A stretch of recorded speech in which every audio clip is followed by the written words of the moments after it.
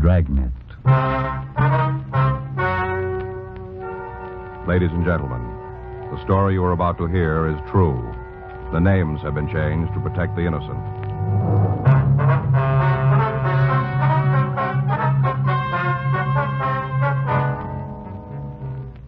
You're a detective sergeant. You're assigned a bunco fugitive detail. A pawnbroker tells you he suspects a swindle. He isn't sure. Your job? Check it out.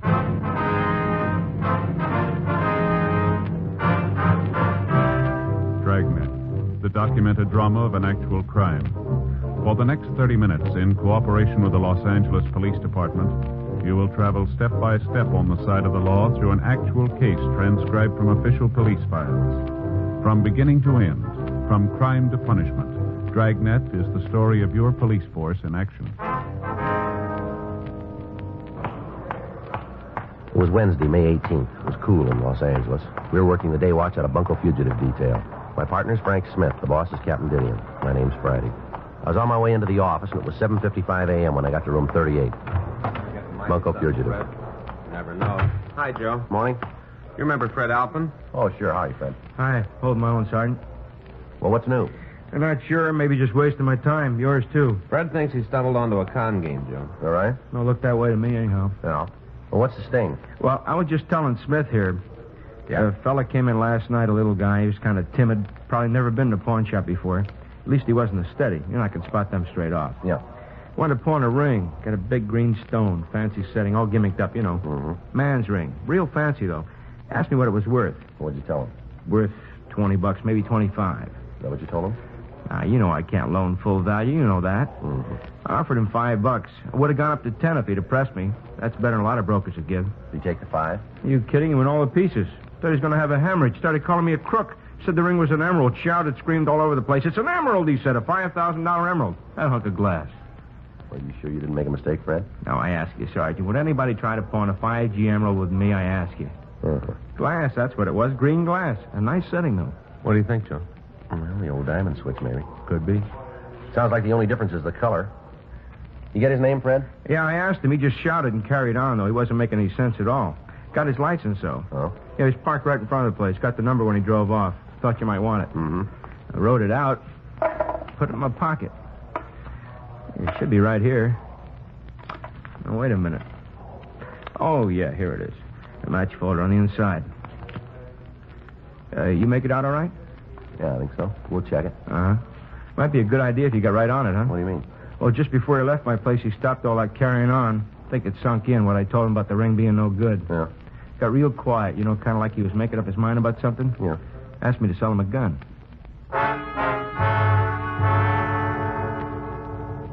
Fred Alpin gave us a description of the man who had tried to pawn the ring. We called our branch of DMV and asked them to check the license number. They came up with the information that the automobile bearing that license was registered in the name of Garfield Hunt at 221 North Selma Avenue, Hollywood. 9:03 a.m. Frank and I drove out to talk to him. Well, it sure is a clear day. Look at those hills, Joe. Well, I read in the paper you can see for 40 miles. Yeah, I bet. Morning. Who are you? What do you want? Is Mr. Hunt here? No. No, he's not here. Well, he lives here, doesn't he? Who are you? Oh, I'm sorry, ma'am. We're police officers. Police? That's right. This is my partner, Frank Smith. My name's Friday. Where is he? What's happened to him? Mind if we come inside? It'd be a little easier to talk. Oh, yes, of course. Oh, I forgot. Sofa's still made up. Slept down here last night, so I'd be near the phone. I thought he might call. Thought somebody'd call. Your husband didn't come home. Never happened before. Not in 37 years. Yes, ma'am. Just let me fold up that blanket so you Here, can I'll sit give you a down. hand, man. Oh, thank you. You got any idea where your husband might have gone, Miss Hunt? No. No idea at all. What time did he leave? 9:35. Looked at the clock as he went out the door. Couldn't believe it. Not like Gar to go out that late. We're usually in bed by 10. Yes, ma'am. Promised me he'd only be gone an hour. Promised me he'd be back by 10:30 for sure. I see. Never heard a word from him after that, not a word. What do you suppose happened to him? We're sorry we don't know, Miss Hunt. Well, you must have some notion. Sorry, we don't. You said you wanted to talk to him. Just a few questions, routine. What about? Well, we'd rather talk to him. You notify the police that he's missing? No, I didn't know what to do. Figured you'd get in touch with me when you found him. Guess I wasn't thinking very good. Never happened before. Yes, ma'am. Are there any friends he might be staying with, relatives? We don't know anybody else in Los Angeles. I see. Just moved out here last winter from Kansas. Children are grown up, settled. Gar sold the business. We moved out here. Kansas winters can be pretty cold. Yes, ma'am. Is your husband retired? Well, he should be. He worked hard all his life. He deserves a rest. Had a little trouble with his heart last year. No, not a real attack, but the doctor told him to take it easy. Mm-hmm. Not Gar, though. Wasn't out here 2 months before he got all restless and fidgety. Just couldn't take it sitting around the house. Started up again. In business? Yes, sir. We had a tailor shop back in Kansas. Gar found a new business district opening up in the San Fernando Valley off of Magnolia Boulevard. They were renting cheap, right at the beginning, wanted tenants. Mm-hmm. Didn't do much business at first, but things have been getting better. Gar's a good tailor. A lot more careful than most. Learned his trade young. The days when there were tailors. Yes, ma'am. You try to reach him there at the shop? I called last night 3-4 times. This morning, too. Nobody answered. I see. You think you can find him? We'll do our best. I guess maybe I should have notified you last night. Yes, ma'am. I didn't know what to do. Thought you'd get in touch with me if something happened. Well, better to call us first. Yeah, I guess so. Then it might not happen.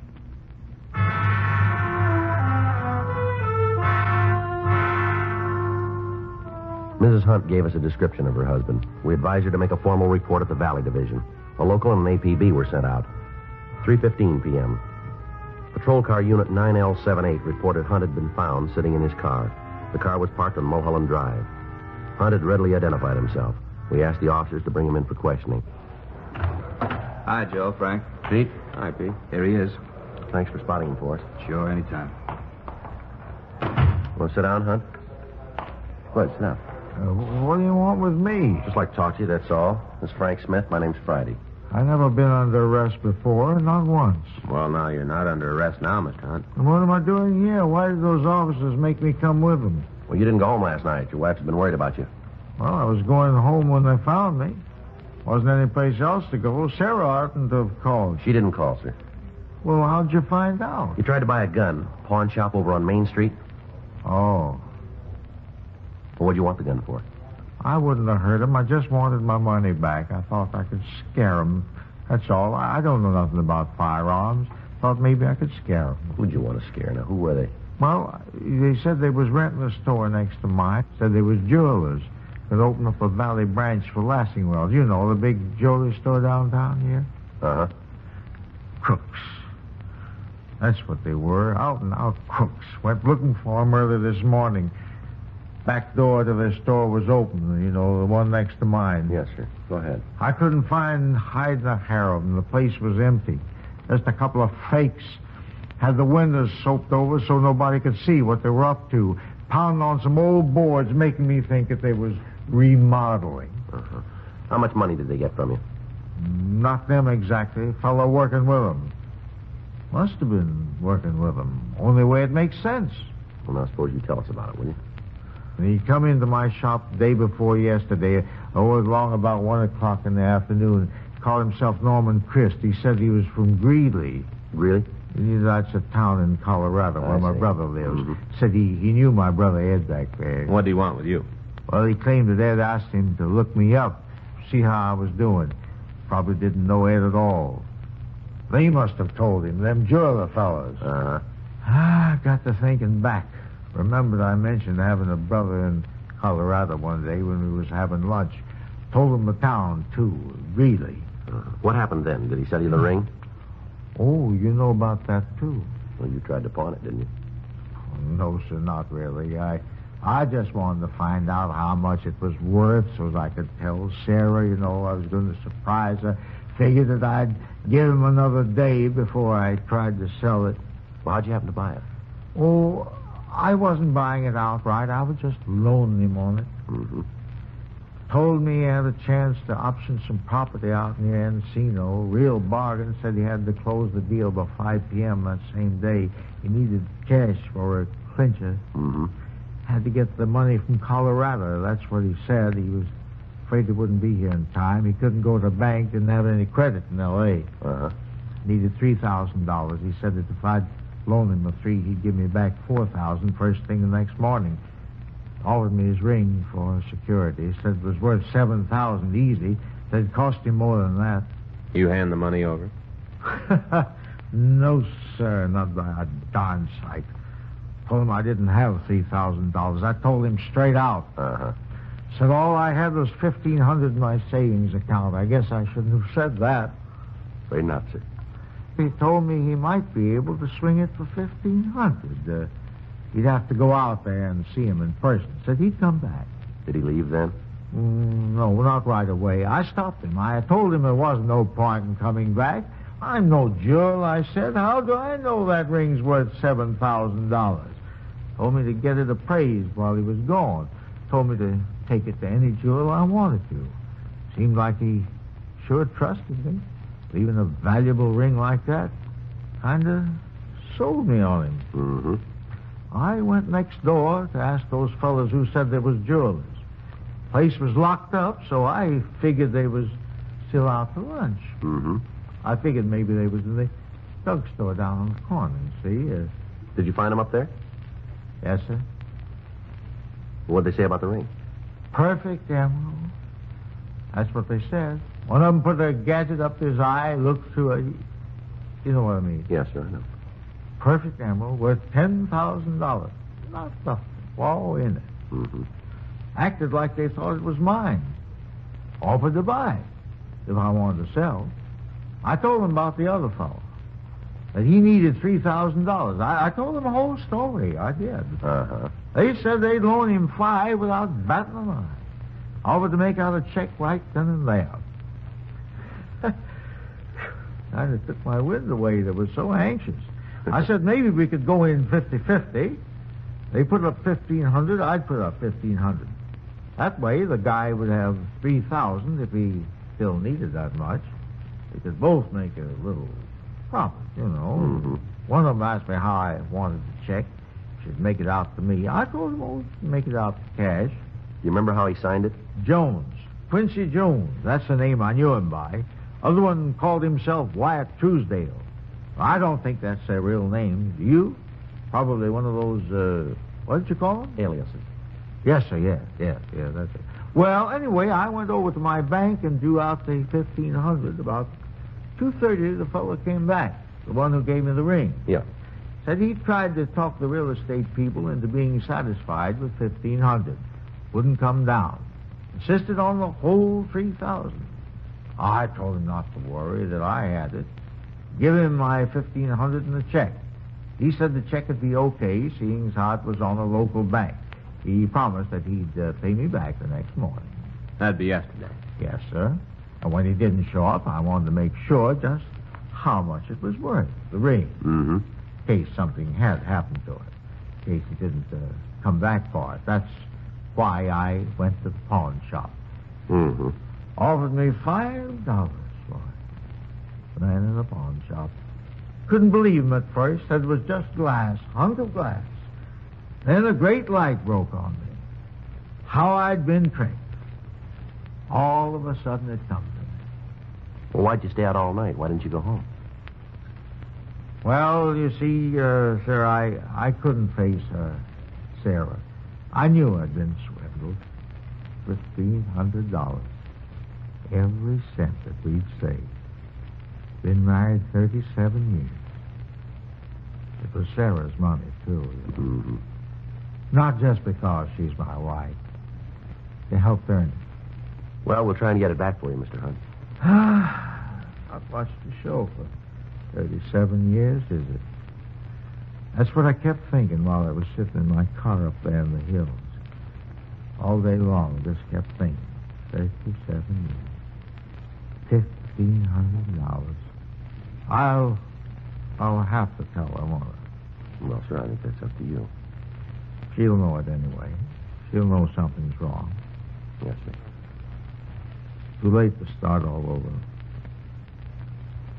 We won't have them. There's not a chance. Have what, sir? Another 37 years.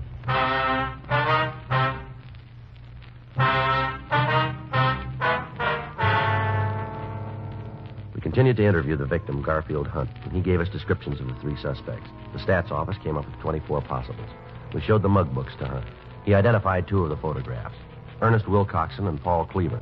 Hunt was positive that Wilcoxon and Cleaver were the men who had rented the store next to his and had pretended to be jewelers. He was unable to find a photograph of Norman Christ, the man who had sold him the ring. We pulled the packages on Wilcoxon and Cleaver. They had both done time for burglary. They had not previously worked with a third person. We called the Lassingwell Jewelry Company. They informed us that they were not opening a branch out in the valley. We checked with the owners of the building in which Hunt had his tailor shop.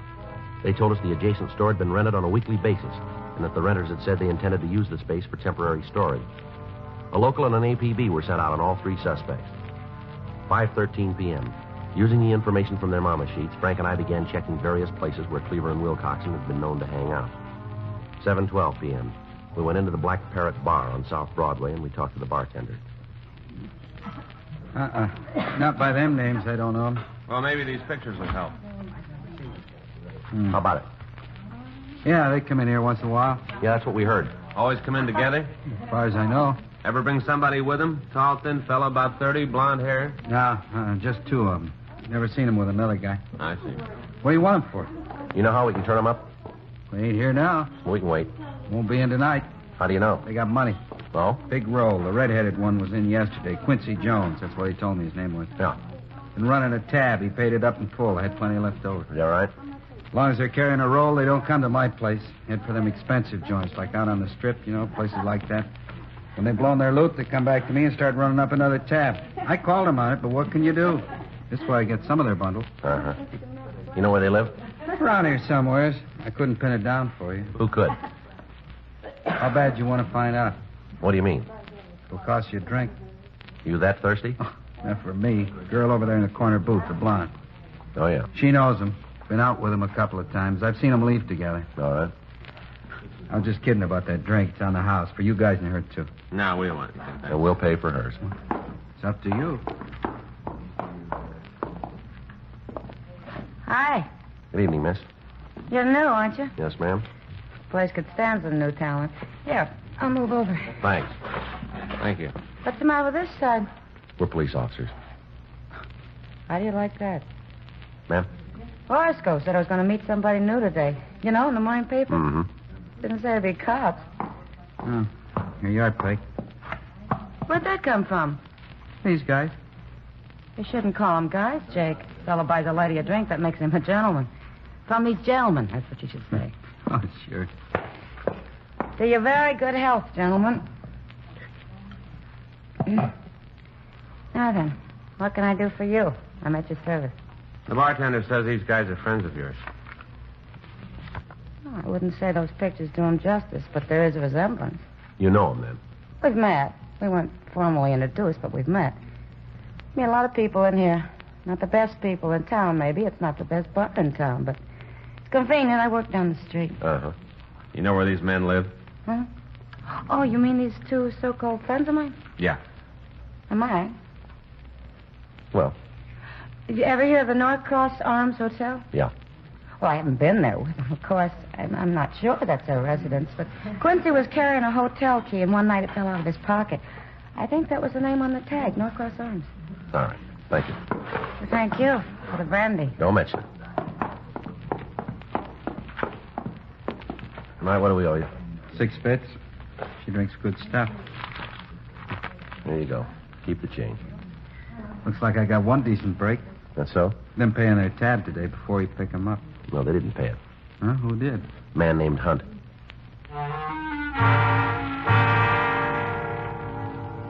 The clerk at the Norcross Arms Hotel told us that two men who resembled Wilcoxon and Cleaver were registered under the names of Jones and Truesdale.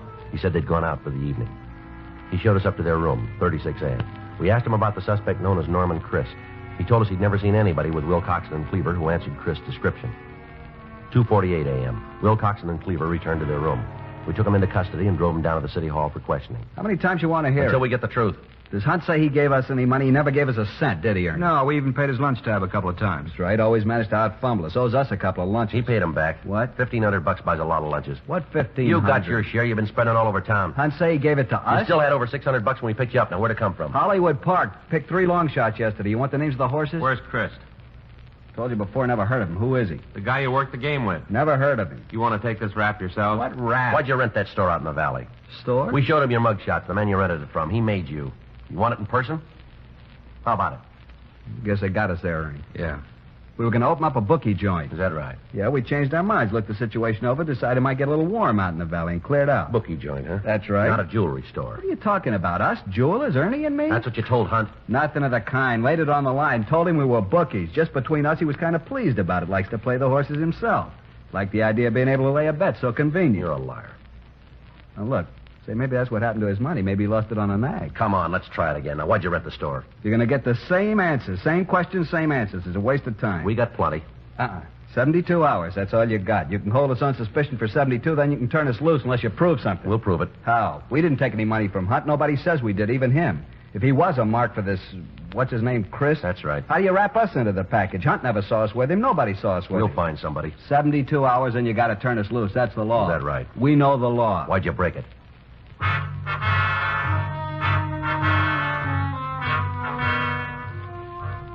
We continued to question the suspects, but we were unable to break them down. Thursday, May 19th, 7:45 a.m. Another team of detectives took over the interrogation. Frank and I went back to the office. You think they'll cop out, Joe? I don't know. It doesn't look like it, does it? No, not unless we turn up Chris. Did you call your wife? Yeah, sure bawled me out. Kept dinner waiting till after 10. You're lucky. Yeah, maybe.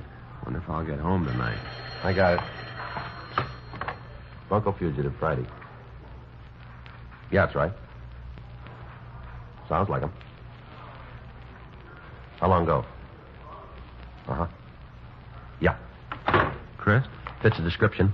Smashed up a car on the Hollywood freeway. Georgia Street recognized him from our teletype. You able to talk? Died 10 minutes after they brought him in.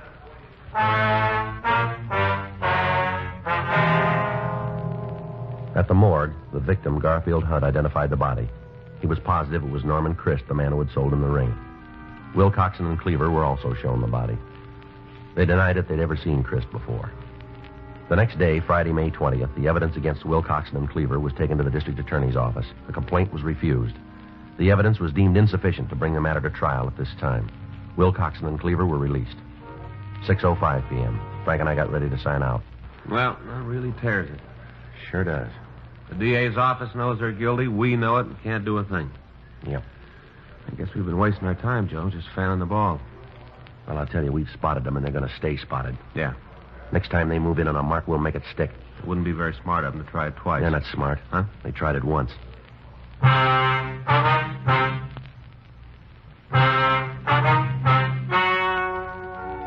The story you have just heard is true. The names were changed to protect the innocent. 2 months later, on July 12th, Wilcoxon and Cleaver were apprehended for a similar crime. They were charged with 1-count grand theft. On November 6th, trial was held in Department 98, Superior Court, State of California, in and for the County of Los Angeles.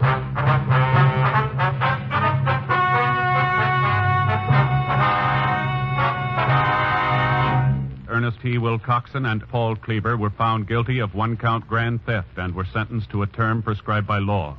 Grand theft is punishable by imprisonment in the county jail for a period of not less than 1 year, or for a period of from 1 to 10 years in the state penitentiary.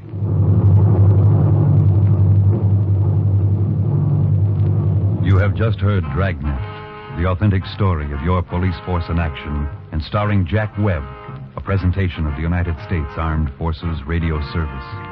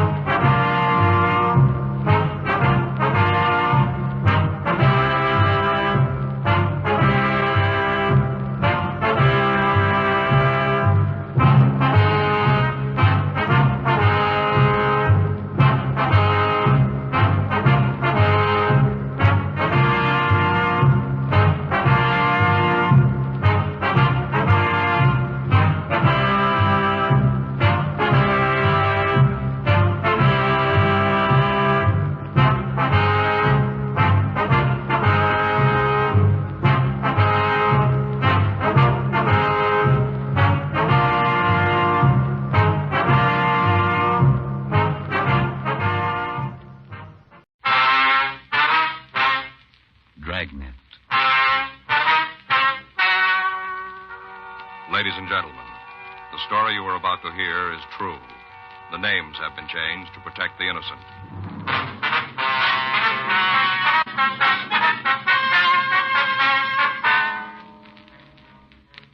You're a detective sergeant.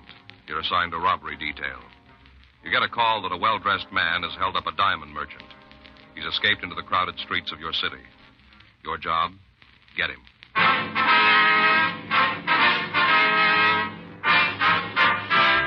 Dragnet, the documented drama of an actual crime. For the next 30 minutes, in cooperation with the Los Angeles Police Department, you will travel step by step on the side of the law through an actual case transcribed from official police files. From beginning to end, from crime to punishment, Dragnet is the story of your police force in action. It was Tuesday, February 8th. It was cold in Los Angeles. We were working the day watch out of robbery detail. My partner's Frank Smith. The boss is Chief Detective Thad Brown. My name's Friday. I was on my way back from communications, and it was 12:10 p.m. when I got to room 27A. Robbery. Did you get the wire off to Ahern? Yeah, I should have an answer this afternoon. If he doesn't come in, we better call him. Yeah. You want to get something to eat? Yeah, it's about that time. Where do you want to go? No, how about the stakeout? Good. I could use a couple enchiladas. Get your hat. You want to tag the skipper before we leave? No, he's not in. I saw him go out with Chief Brown. We can talk to him when we get back, huh? Right. Let's go. That's a hot one. I'll get it.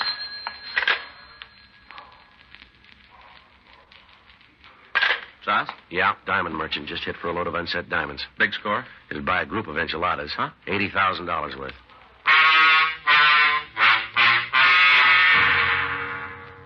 Frank and I left the city hall and drove over to the address we'd gotten on the hotshot phone. It was a large office building on Hope Street. From the lobby register, we found that the victim, a Mr. George Mars, occupied suite 318. We checked with the uniformed officers who answered the call, and then we went upstairs to talk with Mars. Well, I tell you, officer, there wasn't anything about him that'd make a person think he was a hold-up man. Mm-hmm. Nothing.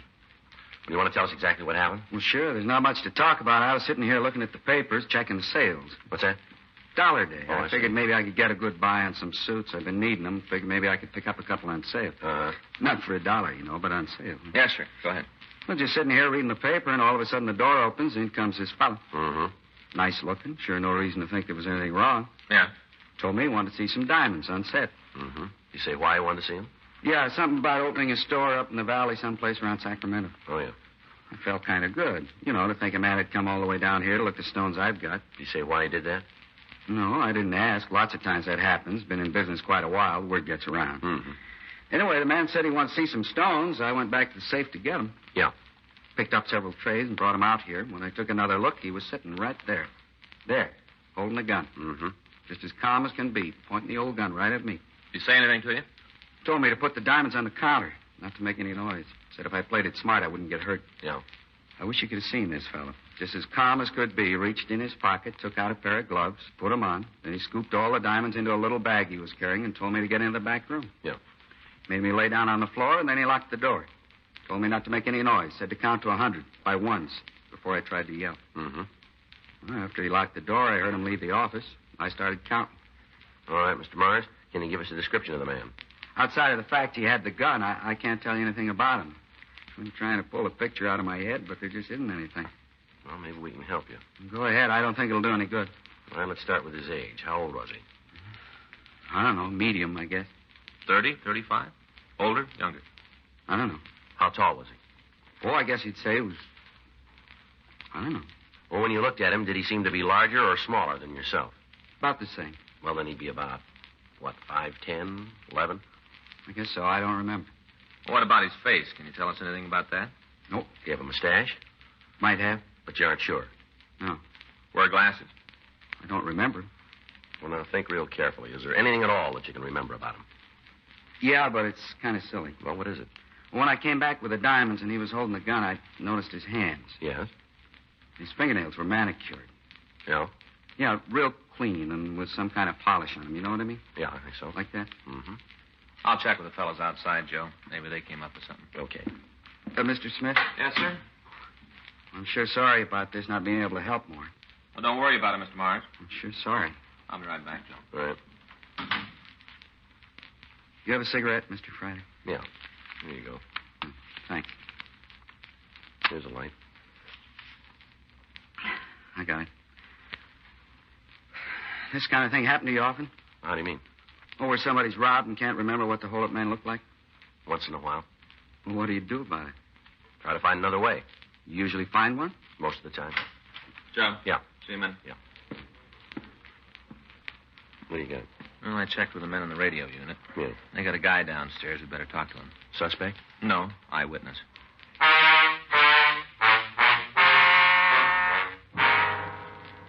Frank and I went down to the lobby of the building, and we met with the uniformed officers who'd answered the call. They introduced us to Stanley Markin. Markin said he'd seen the hold-up man. And I did. Saw him plain as anything. When was that, sir? Yeah? Must have been right after he held up old Mars. Where'd you see him? Hall right outside the office, right in front of the door, practically. Mm-hmm. On the way to my place, and this man come out of Mars. Roaring. Mm-hmm. Yeah. Threw open the door and wham, right into me, like to knock me down. Really roaring. Mm-hmm. Had this little black leash, you know, about this big. Mm-hmm. Yeah. Oh, yeah. Had a death grip on it. Well, did you get a good look at the man? Closer than I am to you, run right into me. Thought sure I was going to end up on the floor. Yeah. Can you give us a description? Sure. What do you want to know? What do you look like? Nothing special, just a run-of-the-mill crook. Seen one, seen them all. Okay. How old was he? Oh, guess about 28, maybe 30, around in there. How tall? Like you. Maybe about 6 feet. Well, that's what you are? Yes, sir, pretty close. Yeah. How was he built? Medium. Didn't seem to have a lot of beef, just average. Uh-huh. How was he dressed? Had a gray suit on, dark gray, little red pattern going through it. Single or double-breasted? Single. Uh-huh. What color shirt? White, blue tie.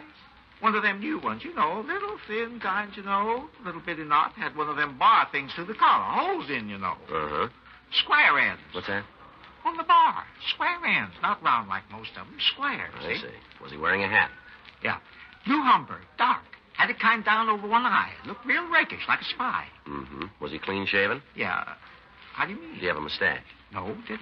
Was he wearing glasses? Not that I saw. Might have had them, but he wasn't wearing them. Did he say anything to you? Not a peep. He just wham, and then he took off. Made me real mad. Guy almost knocks you down, then doesn't even say he's sorry. Uh-huh. He took off, and when I thought about it, I went after him. Did you see if he was carrying a gun? I just told you I went after him. Yes, sir. I'm not a coward, but I ain't no fool either. I'd have seen a gun, I wouldn't have gone near him. Yes, sir. Guy didn't even wait for the elevators. Just run off of the stairs. Fire exit, you know. Yeah. Down 3 stories. All the way by stairs. Tell you, it almost got me, but I was so sore about being run into, and then no apology, just nothing. I went after him. Yes. We got to the lobby, and he went out on the street. Thought I had him sure there. Place was all crowded. A dollar day, you know. Yeah, we know. Didn't think he'd be able to run far with all them people. Mm-hmm. He didn't. What's that? He didn't run very far. Only to the curb, and he jumped in a taxi. Yeah. Cab took off. I tried to get there before it left, but didn't make it. Too many crowds. Mm-hmm. I got the number of the cab he took, got it written down in my office. Can we go up and get it? Sure. Scientifics come out yet? What's that? Scientifics, you know, fingerprints and all. They come yet? No, not yet. Well, they get here, and it'll be toodaloo to him. Them guys and their machines, just a matter of dropping a few cards in some gadget, and ping, there's the name. Yes, sir. Well, it'll be a little more than that. Yeah, that's what you think. Soon as the scientifics get here, have them come and see me, first thing. You bet. Give them something to really work on. What do you mean? Yeah, good start on who the fella is. What's that? When he bumped into me upstairs, he dropped his hat, flew right off his head. Guy didn't stop to pick it up. I got it. It's a good one. Uh-huh. Got his name in it. 12:32 p.m. The crew from the crime lab arrived and started their investigation of the office where the robbery had taken place. Frank and I got the description of the thief out, and then we started to check on the cab number. The suspect's hat was turned over to the crime lab. When Frank and I looked at it, we found the initials TR on the inner band and the name of a men's store in Las Vegas, Nevada. Lieutenant Lee Jones said they'd run a check on it for us. The stats office started a run on the M.O. and the description. Both the victim and Stanley Markin were taken to the city hall to look through the mug books for a possible identification. At 1:26 p.m., we obtained the name of the cab driver who'd picked up the suspect. The company told us that his regular stand was at the corner of 6th and Broadway. When we got there, the driver was out on a call. We waited until 2:14 p.m. when he returned. Yeah, I remember him. Picked him up in front of the Jarris building. That's right. Now, can you tell us where you took him? Not right off. It should be on the way, Bill, though. Would you check for us? Sure, just a minute. I'll get it. Be a nice break if he's got it. Yeah. Yeah, here it is. I picked him up at 12:06 and dropped him at the Toddle Inn bar over on Fig. Did he go in the place? Yeah, I was making out the log. I saw him. Did he say anything to you on the way over? No, nothing special. Seemed kind of nervous, kept looking back. I figured there was something wrong, but you get so many crackpots in this business, you can't take time to worry about all of them. Mm-hmm. So what'd he do? Feel a little better if we talk to him about that. Yeah, sure. Oh, one thing he said might help you out. What's that? Well, he wanted to know where he could get an airline schedule. Yeah. Said he was anxious to get out of town. The cab driver verified the description of the suspect. We put in a call to the airport detail and gave them the suspect's description. The bus depots and railroad terminals were also alerted. 2:47 p.m. We drove over to the Toddle Inn bar. Hi. What'll it be? Police officers. Want to ask you a couple of questions? Nothing wrong, is there? I'd like you to tell us. Look around. You won't find nothing out of line. It's a clean place. Mm-hmm. Who's been in here this morning? Huh? How many people have been here?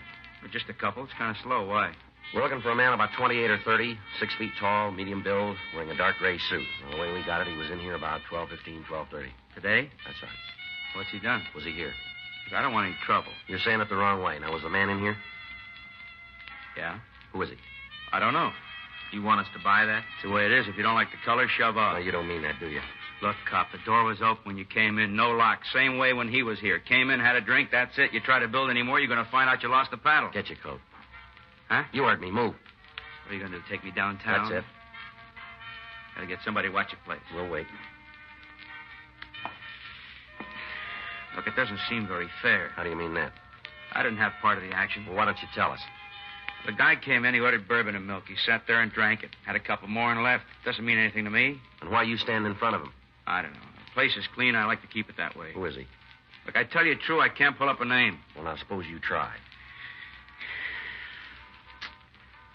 Tom something. Is he in here often? A couple times a week. What's the attraction? Look, why don't you tell me what it's all about? Maybe we can make a deal. We don't need you on our side. Why does he come in? To see Alice. Who's she? Waitress. What's her last name? Colbar. She go with this fella? I don't know if it's serious. They've been out a couple of times, dinner and a show. Where do we find her? I guess she's home. She don't come to work till 4:30. You got her address? It's in the book. Get it. No other way? Get it. Okay. Does Tom make a phone call while he was here? No. What do you have to say to you? He told me he just wound up a deal. He did pretty good on it. Said he was going home. You live in town? Not regular. He's from, I don't know, Nevada, I think. You say where? Well, he mentioned some small town, a Boulder City, I think. There's not a street or anything there. You want to get the girl's address? Yeah.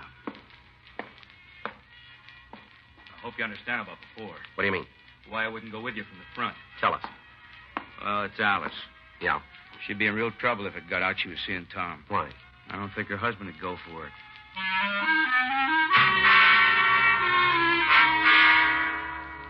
We called the name and description of the waitress into R&I, but we found there was no record on her. Frank and I left the bar and went over to her home.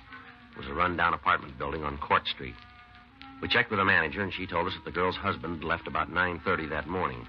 She went on to say that Alice Colbar seldom left the place before 3:30, and that as far as she knew, she was still at home. Frank and I went up to talk to her.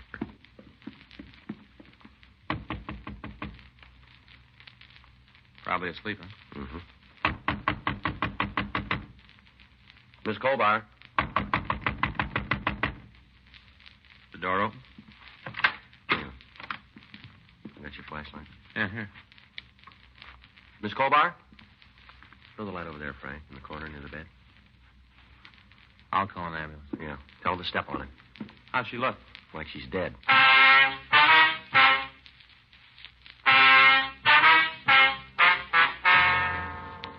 From the appearance of the room, there'd been a fight. Furniture was overturned, lamps were broken, several bottles had apparently been smashed against the walls. The body of Alice Colbar was lying on the floor near the bed. Her face was buried in the pillows as if she'd used it to ward off additional blows from her attacker. An ambulance crew arrived, and she was removed to Georgia Street Receiving Hospital for treatment. A thorough search of the room failed to turn up anything to lead to the identity of the person who'd beaten her. We talked to the landlady again, and we found that Irvin Colbar, the victim's husband, was employed at a golf driving range out in the valley. We checked the name and description through the record section, and we found that he'd had one arrest for drunk driving. He'd been fined and placed on probation.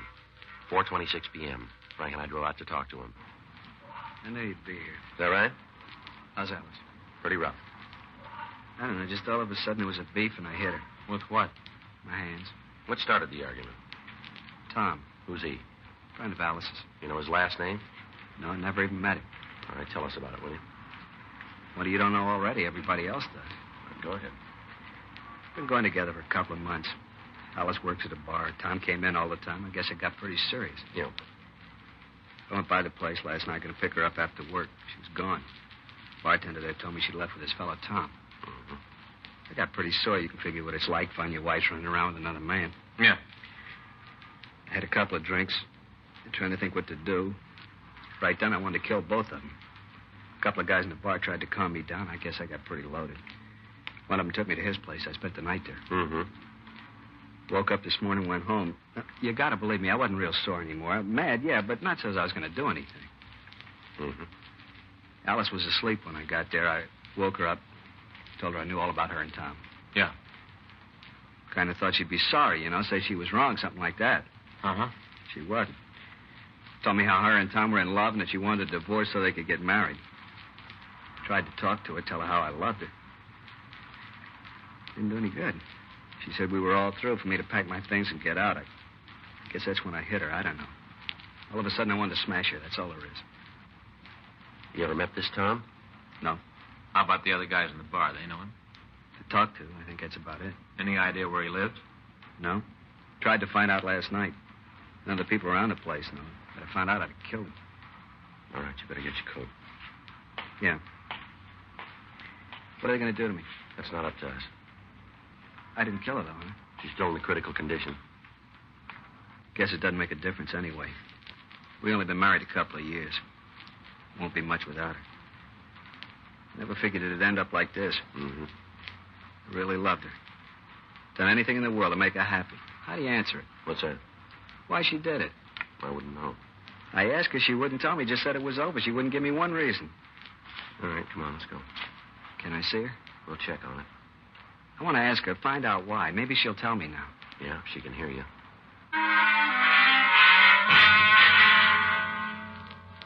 Irvin Colbar was taken to the main jail and booked in on charges of suspicion of violation of Section 245 PC, assault with a deadly weapon.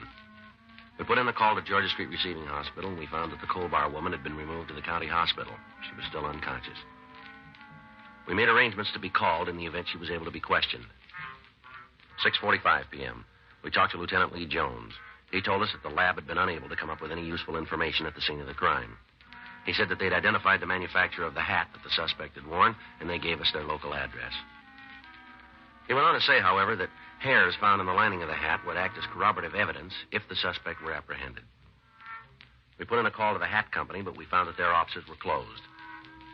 We contacted the Las Vegas Police Department and asked them to check on the store who'd sold the garment. We gave them a complete description of the suspect and the initials TR with the possible first name of Tom. They said they'd call back the next morning with whatever information they could obtain. Wednesday, February 9th, we got word from County Hospital that Mrs. Alice Colbar had died in her sleep without regaining consciousness. The case was turned over to homicide officers for completion. Additional teams of men were sent out to the bar where she was employed in an effort to find some trace of the missing suspect. 11:15 a.m. Barbary Smith. Yeah. Yeah, I'm the one to talk to you. Mm-hmm. Now, what'd they say? Yeah. How many? Uh-huh. It looks pretty good, huh? What about a record?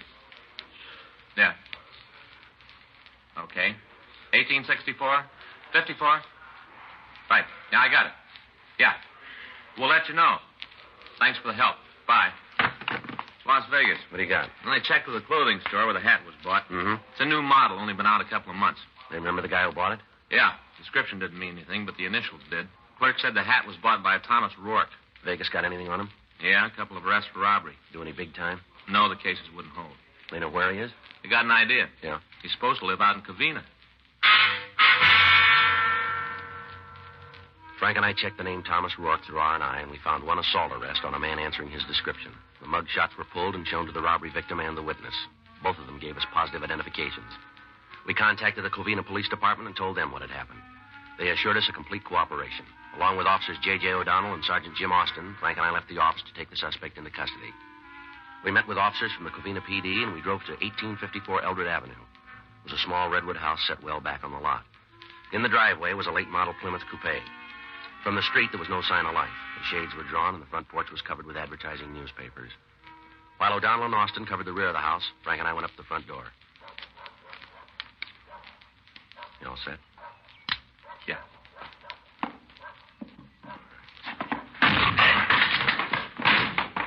No one here. All right, take that side. Right. Nothing out back. How you doing? Wait a minute. Closet. I give up, don't you? Go on out of there. Yes, sir. I'll do like you say. No trouble, sir, please. No trouble. Keep those hands where I can see them. Yes, sir. Just like you say. Now, turn around. Hands on the wall. Quick. Yes, sir. Come on, move. You won't find anything. Haven't done anything wrong. You got the wrong man. Yeah, sure. I'm telling you the truth, sir. I wouldn't lie. All right, come on. Let's go. Yes, sir. I get a coat. Point it out. In the closet. Gray one. I'll get it. What's this all about, sir? You don't need a picture. I'm afraid I do. I don't know why you're doing this. That's your car in the driveway? Yes, sir. You live here alone? No, sir. This is my sister's house. Where's she? Working, sir. Here, stick it on. Let's go. Can I get a hat? Don't bother. Huh? We got one that'll fit you.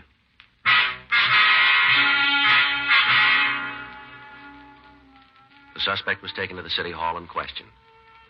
For an hour, he maintained that he didn't know anything about the diamond robbery. While Frank and I were talking to him, the other officers were making a thorough search of his sister's house and her grounds. 3:15 p.m., we got word that the diamonds had been found in the backyard of the place. When he was confronted with this information, the suspect made a full confession. 6:08 p.m., he'd just finished giving us a statement. All right. This is a true statement, is it? Yes, sir. You make it without promises of reward or immunity. There's been no force exerted on you, and you give this statement of your own free will, right? Yeah. All right. Here. Here's a pen. Sign all copies. Too bad about Alice. Yeah. Nice kid. Got too serious, though. Is that so? Yeah. Yeah, I talked all the time about how she was going to leave her husband, how we were going to get married. Sign all copies, fellow. Yeah. You missed one here. Get this one here. Right. She knew I was going back to Nevada. Wanted me to take her. Mm-hmm. Silly. Yeah. Nothing between us. A little flirtation. You know, something to kill time. She didn't mean anything to me, nothing at all. You want to give me that pen? Yeah. I wouldn't have married her on a bet. I'll tell you that for true. Mm-hmm. She didn't mean a thing to me. You ought to believe it. Look, fella, you don't have to convince us. Huh? We'll let you talk to her husband.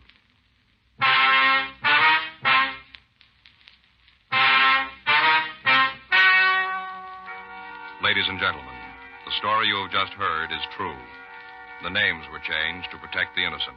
On June 9th, trial was held in Department 98, Superior Court of the State of California, in and for the County of Los Angeles.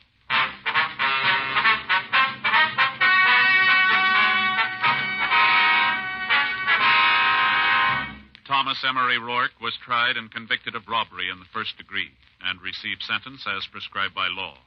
Robbery in the first degree is punishable by imprisonment in the state penitentiary for a period of not less than 5 years. Irvin Franklin Colbar was tried and convicted of murder in the second degree and was sentenced to the state penitentiary for a period of from 5 years to life.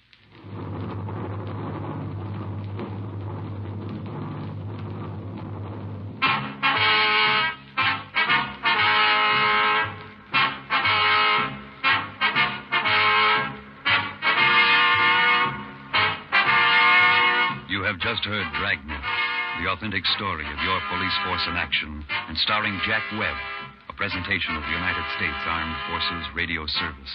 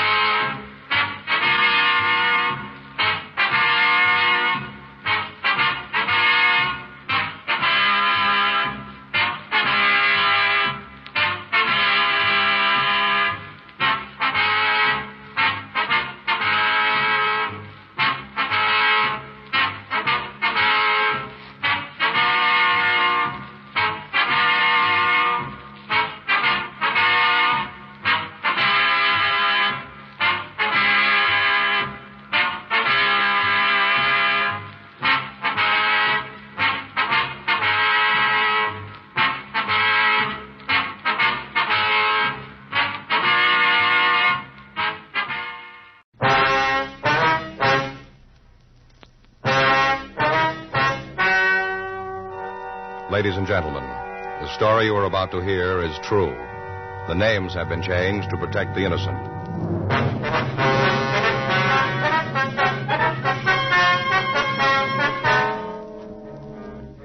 You're a detective sergeant.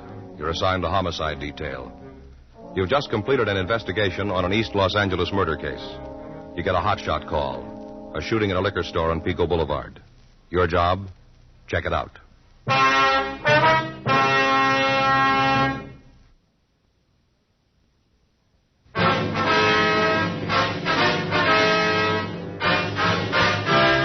Dragnet, the documented drama of an actual crime. For the next 30 minutes, in cooperation with the Los Angeles Police Department, you will travel step by step on the side of the law through an actual case transcribed from official police files.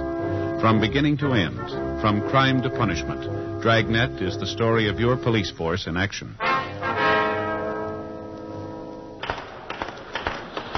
It was Wednesday, February 16th. It was cool in Los Angeles. We were working the day watch out of Homicide Division. My partner's Frank Smith. The boss is Captain Lorman. My name's Friday. We were on our way back from the interrogation room, and it was 8:46 p.m. when we got to room 42. Homicide. You think he'll cop out? I don't know. Probably won't make much difference anyway. Yeah.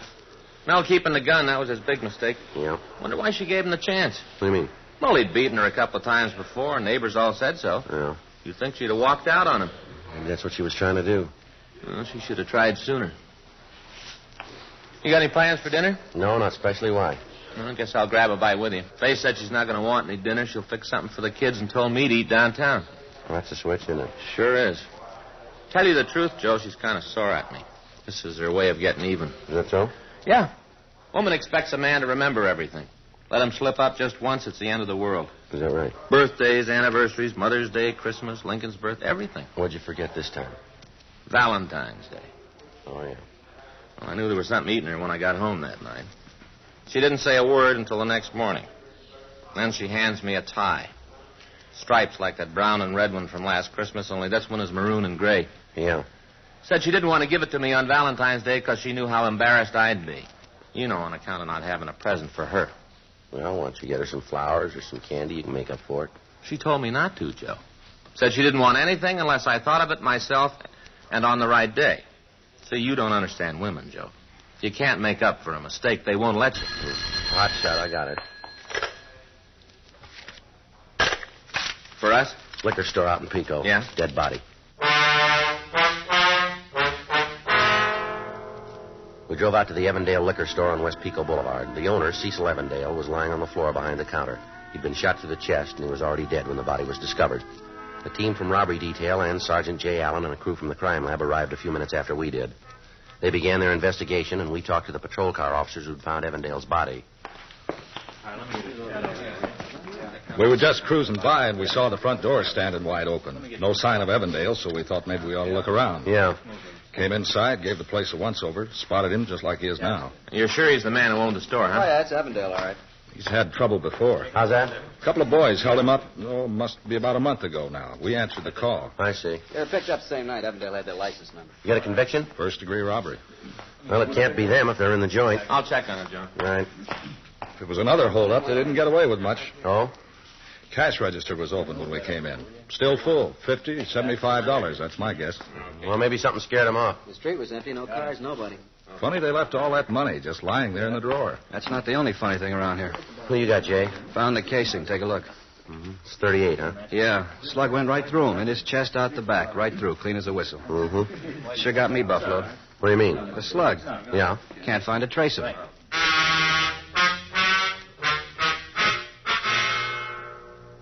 Frank came back from the telephone with the information that the two men who had previously robbed the Evandale liquor store were now serving their sentences in San Quentin. While Sergeant J. Allen and the crew from the crime lab continued to search for the missing slug and any other physical evidence, we canvassed the area for somebody who might have heard the shooting. 9:53 p.m. We found a drugstore in the next block that was still open for business. Fountain's closed, if that's what you're after. No, sir, we'd like to talk to you for a minute. Talk? What about? We're police officers. It's Frank Smith. My name's Friday. Police, huh? That's right. Thought I heard sirens a while back. What's been going on around here? Well, there was some trouble at the liquor store down the street. Cease Evandale's place? Yeah. You shouldn't have let it happen. Beg pardon? You're police officers, ain't you? Yes, sir, we are. He was robbed just a few weeks ago. You should have figured somebody'd try it again. You should have been watching him, making sure he was all right.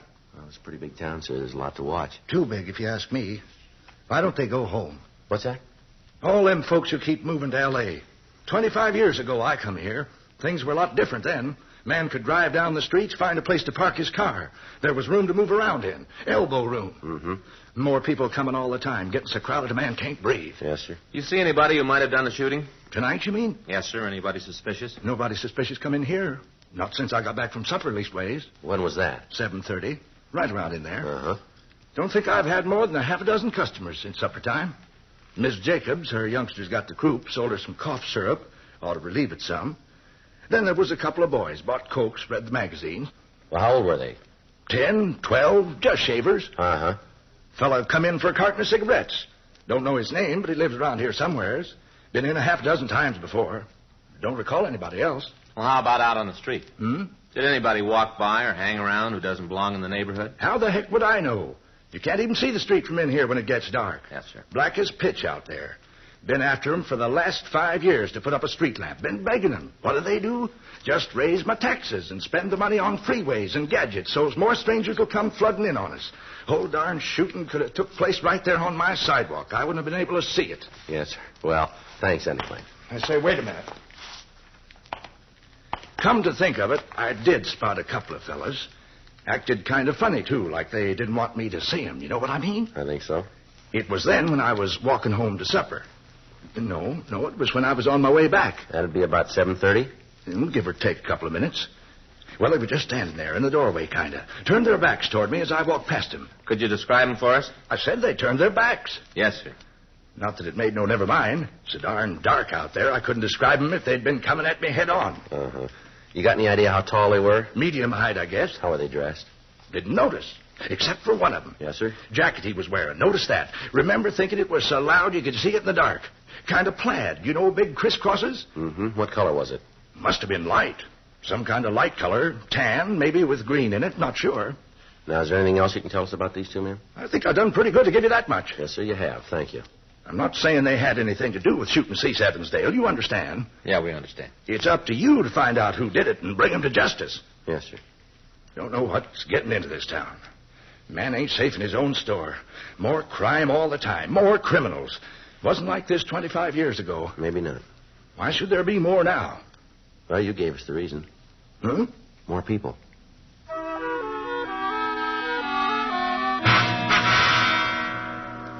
$11:36 p.m. We went back to the liquor store. The body had been moved to the county morgue. Jay Allen told us that he and his crew had searched the walls, the floor, the furniture. There was no physical evidence and still no trace of the slug that had killed Cecil Evandale. The next morning, February 17th, we again returned to the neighborhood and questioned shopkeepers in the vicinity. None of them had any leads. 12:05 p.m., we went back to the office. Well, guess you were right, Joe. What about? Faye, when I got home last night, she was expecting candy or flowers or something. Well, I thought she told you not to buy her anything. Yeah, but that didn't keep her from being disappointed when she didn't get anything. Oh, what'd she say? She didn't say. She just looked. I got it. Homicide, Friday. Yes, that's right. No, we're on that. When? I see. My tie-in, yeah. You give me the address? Okay, right. Thank you. Office just got a report from a clinic out on Wilshire. Man came in to see him this morning. Yeah? Had a .38 slug in his chest. We drove out to a small medical center a few blocks west of Vermont Avenue, and we went into the offices of Dr. J.Y. Springer. Good afternoon, gentlemen. Afternoon. Dr. Springer in? Do you have an appointment? The police officers. Oh. The doctor busy? Well, he does have a patient with him right now. I see. We'll wait. I'll tell him you're here. I'm sure it won't be long. Thank you. Might as well sit down, huh? Yeah. You think we're on the right track, Joe? I don't know. That slug isn't in the liquor store, that's for sure. Jay says there isn't a mark on the walls. Yeah. Sure had to hit something. Or somebody. Yeah. You want a magazine? No, thanks. That's funny. What? There's a brand new issue. See right here? February. Mm-hmm. New magazine in the doctor's office. Mm-hmm. Oh. What's the matter? It's a medical journal. The doctor will see you now. Thank you. In here. Thank you. Dr. Springer? That's right. Police officers. This is Frank Smith. My name's Friday. How do you do? How do you do, sir? What can I do for you, gentlemen? I understand you took a bullet out of a man's chest this morning. Oh, that. Mind telling us about it? No, not a bit. The young man came into the office. Must have been around 10 o'clock. Yes, sir. He told me that he and a friend had been looking at some guns last night. One of them went off accidentally. I examined the wound. It was quite superficial. Bullet had barely penetrated the skin. Mm-hmm. I removed it, put on a bandage. That's all there was to it. I see. Very superficial. Didn't even need instruments. He could have squeezed it out himself if he'd tried. Was he a regular patient of yours, Doctor? No, I'd never seen him before. He said he was just passing through L.A. Could you describe him for us? Well, he was in his late teens or early 20s. Dark hair, stocky, weighed about 170, I judge. About how tall? 5'7", 5'8". Mm-hmm. Any distinguishing marks or scars that you recall? No, nothing like that. How was he dressed? Slacks, sports shirt, loud jacket. Loud? Yes, a plaid of some sort, green and brown. The shirt was open at the collar, no tie. Mm-hmm. Well, when you called in, you reported that his name was Clyde Beaton? That's right. You think it might be his real name, Doctor? I'm sure of it. Oh? You have to be very careful whenever you treat a bullet wound. I always ask for identification. Yes, that's a good idea. The young fellow was a little embarrassed at first. He didn't have any. No driver's license? It was in his other suit. I told him he'd have to stay here until I could contact the police. What'd he do then? We fished through his pockets, found a letter he'd recently received. I took the name from the envelope, Clyde Beaton. Seemed sufficient identification under the circumstances. Mm-hmm. Did you get Beaton's address? He said he was staying at the Crown Prince Hotel on Sunset. That what the letter said? I'm afraid I don't remember. It was the name I was chiefly interested in. I understand. Did you keep the slug, Doctor? The bullet you took out of his chest? No, I'm afraid not. He wanted it for a souvenir. Well, your report said it was a .38. That's right, .38 caliber. You sure of that? I've handled guns all my life. It's a hobby. I see. Is this a serious matter, Sergeant? I'm afraid we don't know yet. The wound was very superficial. Yes, sir. I remember telling him how lucky he was that the bullet hadn't gone in deeper. Well, he could have been luckier. How's that? If it hadn't hit him at all.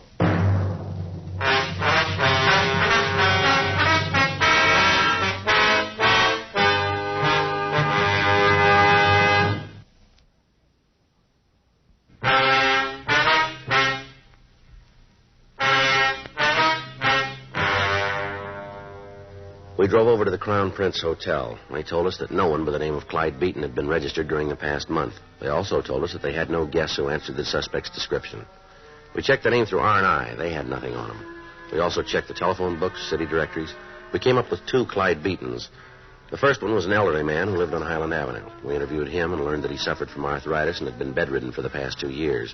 He had no living relatives except for a daughter who kept house for him. The second Clyde Beaton lived on Washington Boulevard. We drove out to the address. It was a 2-story brick and stucco apartment house.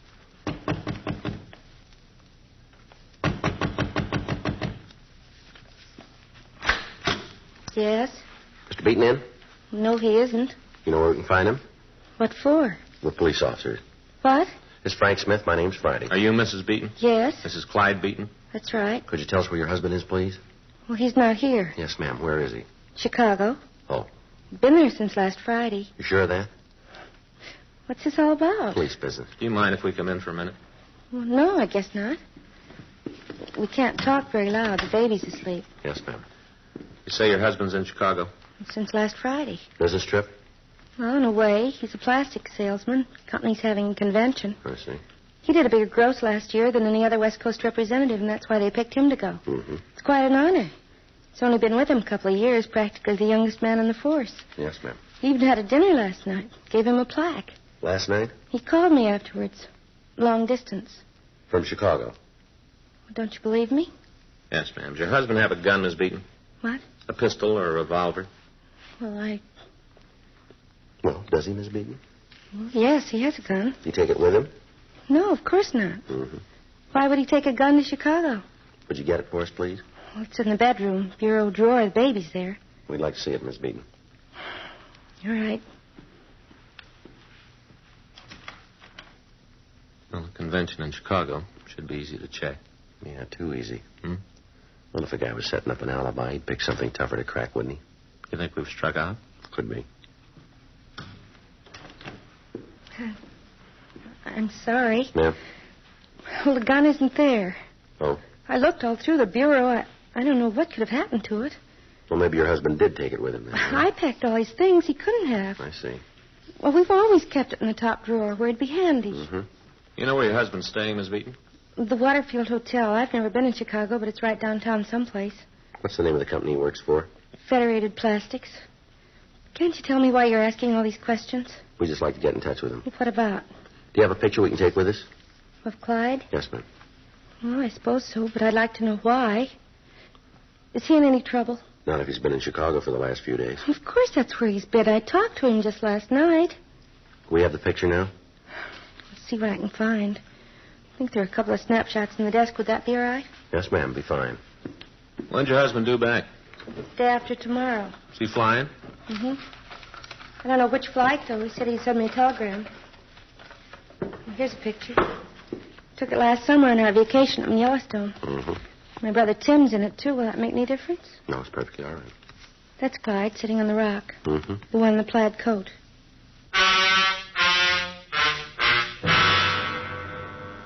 We took the picture with us and we stopped by Dr. Springer's clinic. His nurse told us he was operating at St. Thomas Hospital. She said she'd call as soon as he was free.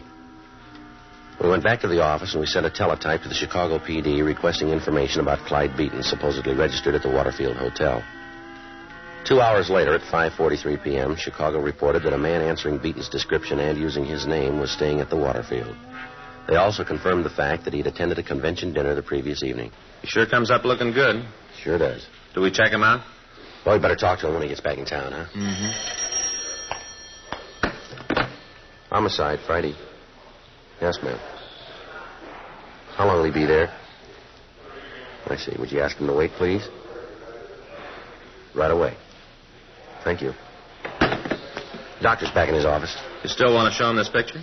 So far, it looks like we're 100% wrong. Yeah. Can't get any worse. We drove out to Dr. Springer's office and we showed him the snapshot of Clyde Beaton.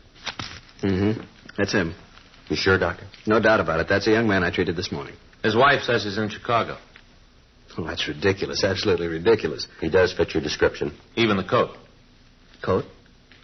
Well, yes, sir. Isn't that the one you told us he was wearing? You see there? The plaid? But he isn't wearing... Oh, I see what you mean. What? The other chap in the picture. Yes, I believe that is the same coat. Afraid I don't follow you, Doctor. This is the young man who had the bullet in his chest, the one standing up wearing the leather jacket. Mm-hmm. But when he came to see me this morning, yes, sir, he had on this other man's coat.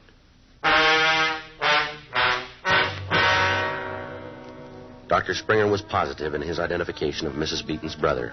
7:28 p.m. We again interviewed Mrs. Beaton. Oh, it's you again. Yes, ma'am. What do you want now? Just a couple more questions. You got me so nervous before, I just didn't know what to do. I had to telephone Clyde all the way to Chicago, make sure he was all right. We're sorry about that, ma'am. It cost us a fortune in phone bills. He said the police back there had been bothering him, too. He couldn't imagine why. We don't want to cause you any trouble. Well, that doesn't help any. Would you take another look at this picture, Miss Beaton? What for? I gave it to you. Yes, ma'am. You said that the other man was your brother, is that right? What about him? What's his name, please? Tim. His last name? Larkin. Tim Larkin. Well, now, does the coat that your husband's wearing in the picture belong to him or to your brother? It's Clyde's coat, of course. He's wearing it. Is it in the house now? No, I don't know where it is. Cleaner's, I guess. Wasn't here when I packed Clyde's bag last week. Your brother live in L.A.? Yes. Where about?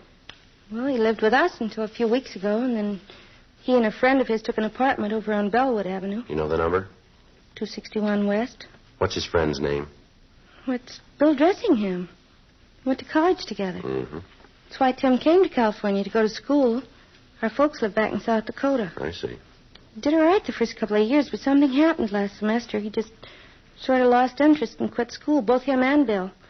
Got jobs and rented this apartment. I guess they're making good money. It's a very nice place. Yeah. It isn't Tim, is it? Yeah. Well, the reason you've been coming back and forth here all day. We don't know yet. Well, if anything's happened, it'll be my fault. I'm supposed to be responsible for Tim while he's in California, where the folks don't know he isn't going to school anymore. They think he's still living with us. Mm-hmm. He's baby of the family, just turned 21. Thought I'd wait until Mom and Dad realized he's a grown man. Then I'd tell him he's on his own. Thought I'd wait till then. Maybe you waited too long.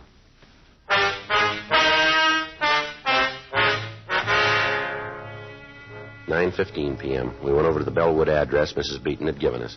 We found a card on one of the doors with the names Beaton and Dressingham on it.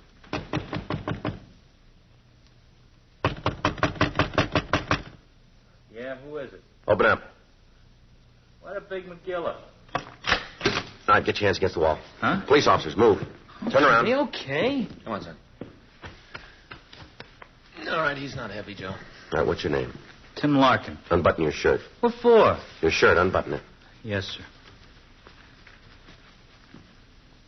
Where'd you get that bandage?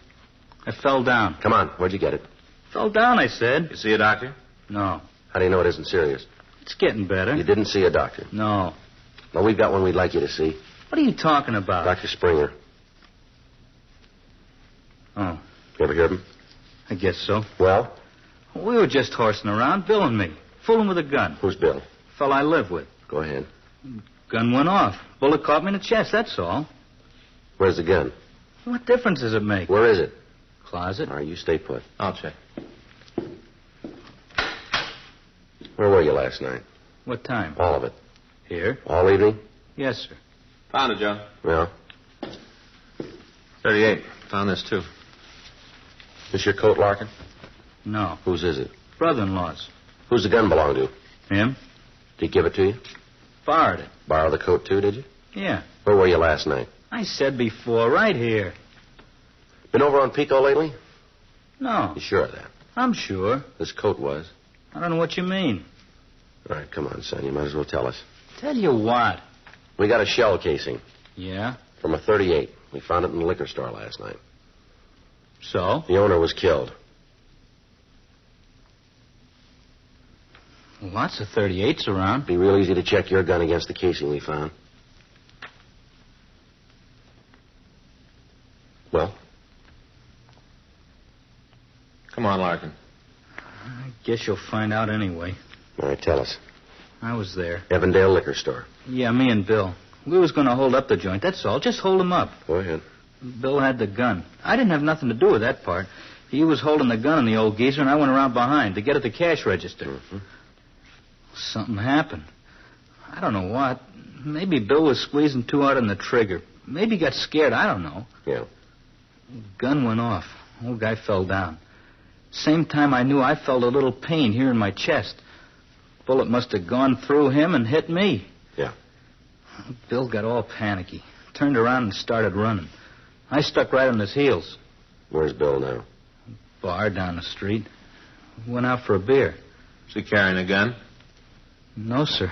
This is the only one we got. All right, let's go. Oh, you understand that I didn't have nothing to do with the shooting. You understand that, don't you? It was Bill that pulled the trigger. I didn't have nothing to do with it.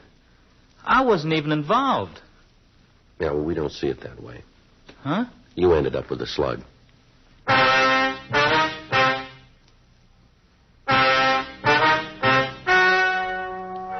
The story you have just heard is true.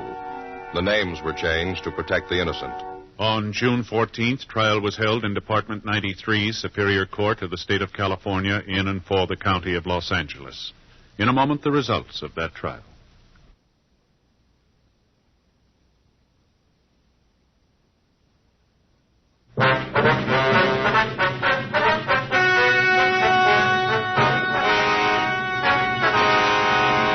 William Seaton Dressingham and Timothy Wilkes Larkin were tried and convicted of murder in the first degree. The jury returned a recommendation of leniency, and the suspects are now serving life terms at the state penitentiary, San Quentin, California.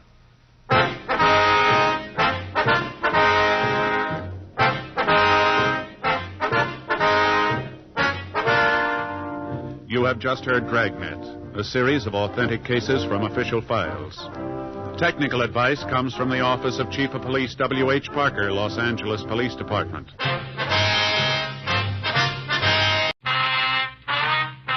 Dragnet. Ladies and gentlemen, the story you're about to hear is true. The names have been changed to protect the innocent.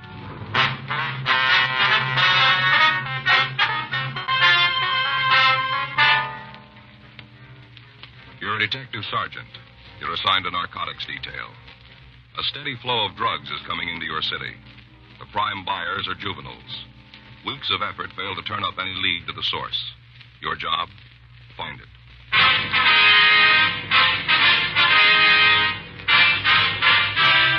Dragnet, the documented drama of an actual crime.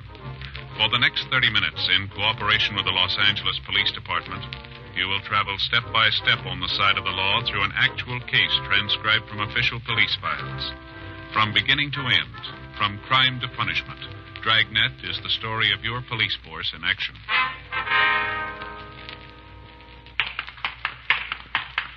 It was Monday, January 10th. It was cold in Los Angeles. We were working the day watch out of narcotics detail. My partner's Frank Smith. The boss is Captain Wallers. My name's Friday. We were on our way back from the cell block, and it was 9:47 a.m. when we got to the interview room. Felony section. Sit down there. All right, Morley, you want to tell us? About what? Why you're here. It's on the booking slip. You saw it. We'd like to hear it from you. No go. You won't tell us. I'd like to, but I can't. All right, let's go over it again. From where? The beginning. Where were you picked up? Corner 5th and Main. For what? Cop said I had a handful of pot. Did you? Well, he found it, said it was mine. But it wasn't. No. Where'd it come from? I don't know. How much you turned? Couple of joints. And you don't know where it came from? You heard it once. Morley, you think that story's going to hold in court? I got to tell the truth. Yeah, well, why don't you start? Okay, you win. Get your notebook out. Go ahead. I just got out of the movie, triple feature. Spent the whole afternoon in the place. Time I left, it was dark. I walked up to the corner trying to figure out what to do. Yeah. All of a sudden, this guy come down the street, running fast. He came right at me. Mm-hmm. I thought he was going to bang into me the way he was running, not looking where he was going. Yeah. Now, I'll get the picture. I'm standing there minding my own business, and here comes this fella, perfect stranger. I never saw him before in my whole life. He runs right up to me, and he gives me a package. He just hands it to me and says, hang on to this. I'll be right back. After that, he left. Mm-hmm. Next thing I know, a car pulls up, 2 cops get out. I got a chain on. I'm brought in here. That's the way it happened. That's right. You didn't know anything about what the guy was giving you, huh? No. You like to tell us what this fellow looked like? You mean the one who gave me the package? That's it. He's a tall one. Mm-hmm. About 12'2". Mm-hmm. Pure green hair. He wore it in kind of a crew cut. You know, short? Yeah. You shouldn't have any trouble picking up a guy like that. You think you're doing yourself any good with this kind of an attitude? I don't know what you're talking about. I'm trying to give you the story. All right, Morley, you just pulled the top in.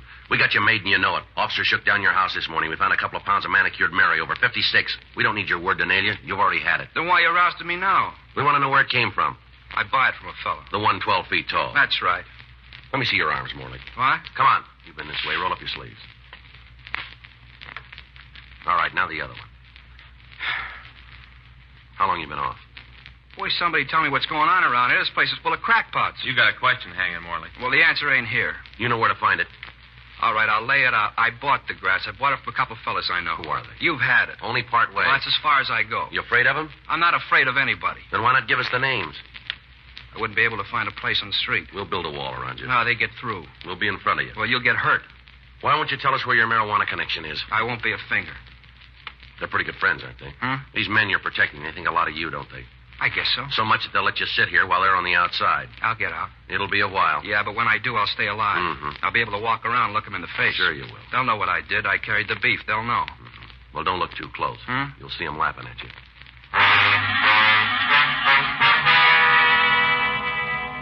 Kenneth Harris Morley was returned to his cell and held to answer charges of violation of the State Narcotic Act, a felony. Frank and I went back to the office, no closer to the source of marijuana that had been flooding the city. In the past 3 months, juvenile crime had risen sharply. Neighborhood merchants were reporting burglaries and acts of vandalism attributed to teenagers. In talking to some of the youngsters, we found that most of the crimes were the result of tea parties. We'd been working with the narcotic detail of Juvenile Division, but even by pooling our knowledge of the drug traffic in Los Angeles, we'd been unable to come up with a head person in the operation. Arrests had taken place, but none of the people apprehended could or would tell us who was running the campaign. Known peddlers were questioned. Informants were checked and rechecked. But when all of the work was evaluated, we were right back where we'd started. Monday, 12:15 p.m., we met with Captain Walters and filled him in on the latest developments. 1:42 p.m. That's right, Mac. Yeah.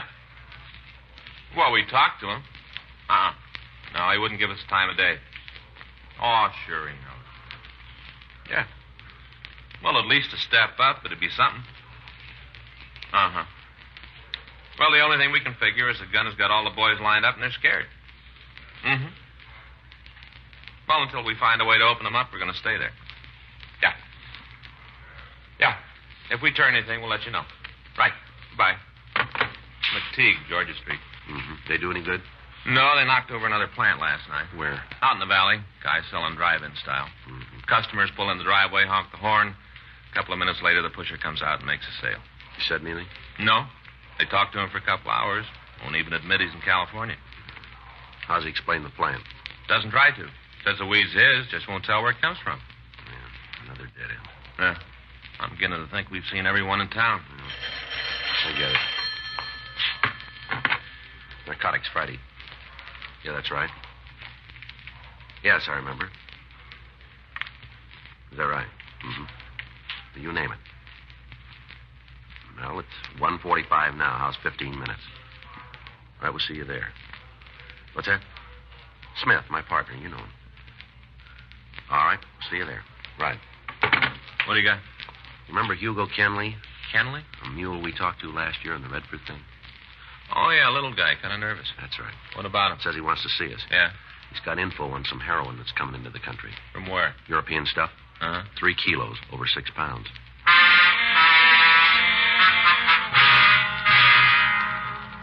Frank and I left the office and drove out to see Hugo Kenley. A year prior, he'd been instrumental in aiding us with the apprehension of the gang bringing heroin in from Mexico. Because of his cooperation, he'd been placed on probation, and neither of us had seen him since. On the telephone, he said he'd meet us in a small restaurant down on Spring Street.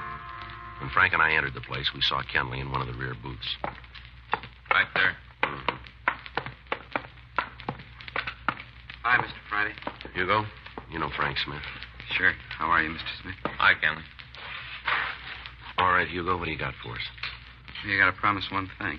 What's that? I'm a mile away. All right, if that's the way you want it. The way it's got to be. All right, go ahead. The way it came to me was a rumble, nothing for sure. Yeah. About 3 weeks ago, I tagged a place out in the south end of town. Stop in there once in a while for some fish and chips, when I can eat. Yeah. Well, there was a couple of guys at the bar, and we got to talking. Mm-hmm. One thing led to another. All of a sudden, we're buddies. Mm-hmm. You say this was 3 weeks ago? Yeah. All right, go ahead. Got so I'd drop in every night and shoot the breeze with them. A couple of times we went out together, had dinner, hit a couple of strip joints on Western, moved around. Yeah. A week ago, one of them took me home. I got sick, and he said he'd drop me off, told me it wasn't out of his way. Mm-hmm. So we stopped at a drugstore, and I got some pills. While we were there, he had a cup of coffee. We got to talking. Yeah. He wanted to know if I'd go to work with him. Doing what? Pushing. H? Yeah. Said they were expecting a shipment in. Good stuff. European. Mm. Said as soon as it got here, they'd want to unload it fast. Said I could make myself a couple of bills. When's the stuff come in? I don't know for sure. Sometime next week, the way they talked. You said something on the phone about it being a good-sized shipment. The word I got was 3 kilos. Cut? No, they're going to do that here. You know who's shipping it? No, I figured it'd be better if I didn't show too much interest. Yeah. These guys are using agates. They don't want to lose. What can you tell us about them? 2 of them. They the guns? Well, I don't think so. Somebody else has got the keys. They're just along for the ride. What about the names? Milo Goff and Drew Franzen. Mm-hmm. They stood before? Yeah. On what? Milo's fallen for 211. Drew's had a couple of 459s and 245s. Any big time? Milo's seen the joint. What about Franzen? Yeah, Q and Folsom. They owe any time now? They didn't say. What about jobs? Nothing. They wouldn't work if it was against the law. Who else is in with them? Well, they're it, as far as I know. They got a lot of mules pushing grass for them now, all waiting for the heavy stuff. Anybody know who the power is? No, even Milo and Drew don't talk about him. Just now and then they mention the man, that's all. The man. Anything about him? Nothing you can tie down. They talk to him? Not with me around. You know where they sleep? I'm not sure. Milo said once they had a pad over on Adams. Mm-hmm. How'd they pick you? Why'd they open the door for you? Well, you set them up. They're pretty hinky. Why ring you in? Well, I told you we got to talking when we met. Found out we had a couple of friends we both know. In the business? Yeah. How come they didn't call one of them? And they want no part of a needle. They don't want anybody with them that might cop. Guess they figured I was safe. What do you want out of this, Hugo? Huh? Where do you draw your play? You're not dealing for free. I am this time. I don't like what they got planned. What? They get the whole town sliced up. They're going to set up distributorships. Get the route started and then bow out. Figured this shipment will get them going. You said something about grass, too, didn't you? Yeah. There's a lot of it around town now. Did it come from the same 2 guys? Most of it. You really got it made. Gonna go big time. Make a killing and get out. Where's the weed coming from? I don't know for sure. Same gun behind it? The way they talk, yeah. You can't tell us anything about him? No. All right. You want to give us a description of this Milo and Drew Franson? Sure. Everything. Where they live, what they eat, who their friends are. It's gonna take some time. We got it. Yeah, I figured. Okay, if we go someplace else to talk? Sure. Where? It don't make any difference, as long as it's out someplace. I don't want word to get back to him. All right, let's go. You know, there's only one way you're really going to nail these guys. Yeah? Join them. You want to set it up? You ask him? It's your idea. Yeah, but I don't want any part of their action. I told you they play too rough for me. Well, you know how we can set up a contact? Who? One of us. Who's going to know? Nobody else. For real? If you want it that way. Now, how about it? A long way round. Well, you said yourself it's the only way. What happens if they find out? We'll be there. I'm not worried about that. Well, what? Will I?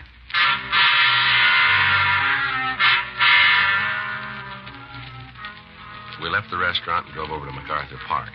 Kenley gave us complete descriptions of the men he knew as Milo Goff and Drew Franzen. We made arrangements to meet with them again the following day, and then Frank and I went back to the office. We ran the names and descriptions through R&I, and we found that both men had records listing charges of robbery, burglary, and assault with a deadly weapon. A check through our file showed that neither of them had been involved in narcotics operation before. We checked their friends and the places they were known to frequent. Every place we went, we ran into the same wall. Nobody had talked to us. The following day, we met with Hugo Kenley again and outlined a plan to introduce me as a narcotic buyer from out of town. Kenley said that it'd take some time to make the arrangements, and we set up another meeting for Saturday, January 15th.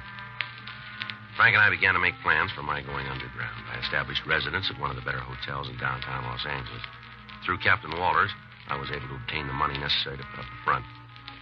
Friday night, Frank and I met in the hotel bar to go over the final details of the operation. Anything from Hugo yet? No. The way we left it, he's going to call in the morning. I don't like it, Joe. You know, if there was another way, I'd take it. I still think we ought to keep a tail on you. No, the way Hugo's laid these fellows out, they'd spot it for sure. Anything goes wrong, they'd be gone before you could come in anyway. Yeah. The skipper doesn't think it's good either. Neither do I, Frank.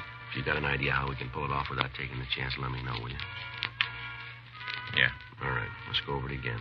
Okay. We lay it out that I got to see the stuff before I buy, the usual thing. Yeah. Once they show, I call you. Mm-hmm. I've got the money. That's right. You hustle over to where we make the meet. Mm-hmm. Now, if I get the chance to call before the buy, I will. Otherwise, you'll know I got hung up. Okay. I'll be home. You got the number? Yeah. As soon as I have any information, I'll try to get it to you. You can relay it to the skipper, all right? How are we going to know if there's trouble? When I phone, if I use your first name, you'll know everything's all right. Yeah. If I call you Smith, don't waste any time. Get there, and get there as fast as you can. Okay. You got the ID for me? Yeah. What do you got? Well, here's the driver's license. A couple of hotel receipts from up north, all made out to Jerry Whitner. Jerry Whitner, yeah. Mm-hmm. Here's some letters, phone book. Where'd you get the numbers? Jules Zimmerlin dug them up. Bars, hotels, a couple of places that ran a book in the Bay Area. Looks all right. Yeah. I hope it works. Anybody from the office in the hotel? Yeah. Luke's in the lobby. We took one of the rooms on your floor. A couple of men there. We've got the place covered as much as we can. Mm-hmm. As long as you're inside, we can see you. As soon as you go through the door, you're by yourself. You continue to make it sound good, don't you? Not leaving anything out, Joe. Yeah. You going to have dinner here at the hotel? I figured to. There's no reason to leave. Mm-hmm. Well, I'm going back to the office. All right. See you in the morning. I'll be here. Okay. As soon as I hear you left the hotel, I'll get home and wait to hear from you. Yeah. Try to keep us posted, huh? Yeah, well, this isn't the first time, Frank. Well, it looks like the roughest, though. Comes off, it'll be worth it. 3 kilos. Pure heroin. You know what that's worth? I don't know what they think. Yeah. I know what it's going to cost you.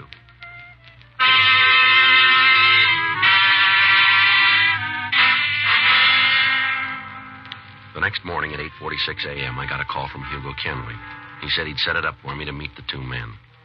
I was to pick him up at the corner of 7th and Broadway, and then together we'd drive to Milo Goff's. I went down to the lobby of the hotel and made arrangements to rent a car. As soon as it was delivered, I put in a call to the office and told them what had happened. After that, I left and picked up Kenley. He directed me to drive down the Harbor Freeway and then turn off onto Figueroa and on down to Imperial Highway. On the way, he said that he told Goff and Franzen that I'd gotten into town from San Francisco and was in a position to take their entire supply of heroin. From what he said, the deal looked good. We cut off Imperial and turned left to Grand Avenue.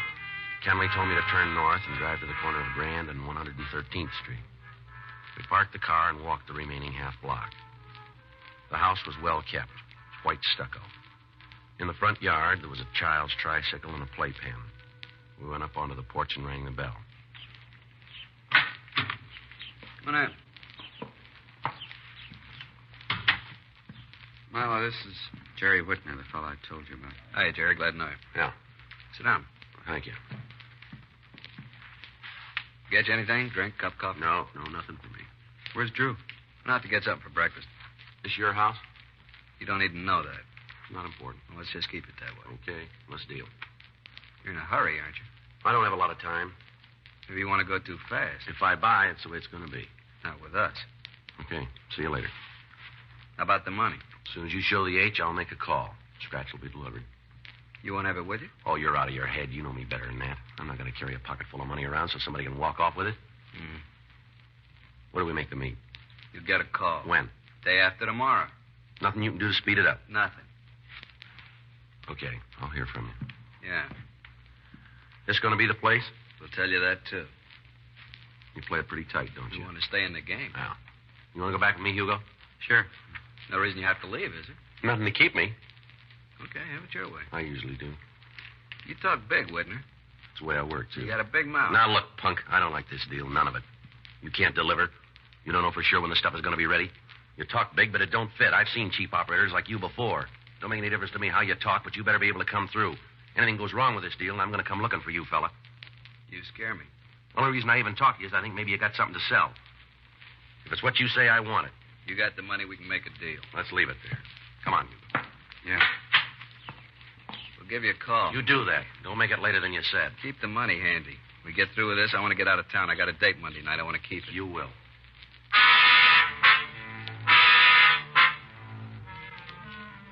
I went back to the hotel and waited. Monday morning, I got another call from Hugo to tell me that the meet was to take place in the hotel lobby at 10:45 a.m. From there, we'd go to where the buy would be made. I got in touch with Frank and told him what had happened. He said the hotel was covered, also the house on Grand Avenue. He went on to say that other officers would be standing by for my call to bring the money. As soon as the buy was made, all of the people in the place would be placed under surveillance in the hope that either Goff or Franzen would lead us to the head man in the operation. 10:36 a.m., I went downstairs and met Hugo Kenley and Milo Goff. We talked for a few minutes while we waited for Franzen to show up. Goff told me that the buy would be made in an apartment out in the Hollywood area. As soon as Franzen gets here, we'll shove up. I got time to make a call. To who? Man with the money. Tell him to stand by. You got to be told? You want the money, don't you? I want to make sure he's there. Go ahead. I'll be right back. Go with you. All right, come on.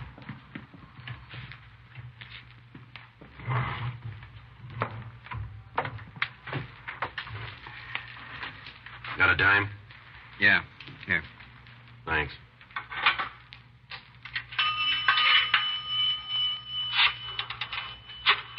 Make it snappy. Here comes Franzen. Just take a minute. Drew, where you been? Had to see the man, get the package. As soon as Jerry finishes here, we can move. This the guy? Yeah, why? You bonehead. Dumbest trick I ever heard of. What do you mean? All right, mister, put your hands down by your side. Make a move and I'll blow your spine out. What are you doing? What's wrong? This friend of yours. What about him? I know him. He's a cop.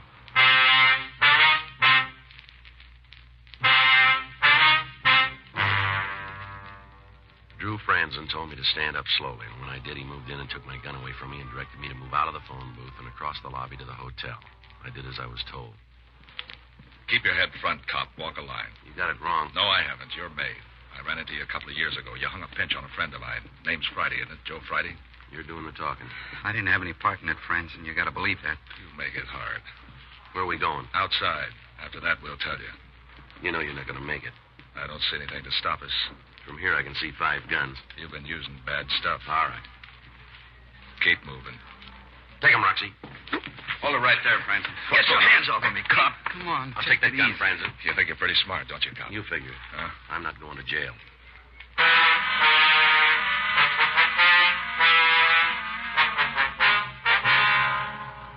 Suspects were searched, and then they were taken to the First Street station. In Franzen's pocket, we found a check from a parking lot. Sergeant Roxy Lucarelli and his partner checked it out. And going over the car, they found the heroin. Frank came into the office, and we talked to Drew Franzen for over an hour without getting anything out of him. He was booked in at the main jail. 12:14 p.m. We had Milo Kenley brought to the interview room. Isn't going to do you any good, you know. Is that right? Sure, I'm not going to tell you anything. You don't have to. We know you plan to set up a distributing organization. You know, you ought to write this. We sent a couple officers out to your place. They found a list of names. I got a lot of friends. Most of them have narco records. I like different people. We're going to talk to all of them. Call first. Some of them move around. You'll tell us nothing, huh? What I got to say, you've had. Okay, but I want to tell you something. I can't turn it off. Go ahead. You know, when I first met you, I thought you were pretty smart. Looks like I was all wrong. Yeah? You got to be thick in the head to take a beef by yourself. It won't be long. You better check the Narcotic Act again with the new laws. We got enough on you to lose the key and the cell number. Yeah, well, we'll see how it comes out in court. You're going to be there all by yourself. What about Francis? He's out. What do you mean? Just what I said. He isn't here. Well, where is he? I wouldn't know. Is this true? Left here about 20 minutes ago. Bail, huh? Is that how he made it? Well, it won't hurt to tell me that. He isn't here. All we got is you. Well, what about me? Nobody put up bail for me? I didn't see a line anywhere, did you? You're not lying. We don't even have to talk to you, fella. I just figured that you wouldn't want to stand all by yourself. You sure got good friends, Goff. Who sprung him? I don't know. Well, the guy had to leave a name. Maybe. We didn't check. It was Bert. All the odds in the world it was Bert. Maybe. I told you I don't know. It had to be. The only one who'd do it. You'd know that. Guy didn't say anything about getting me out, huh? Not to us. Call somebody with a book. You said you wanted a statement. I'll give it. I'll check.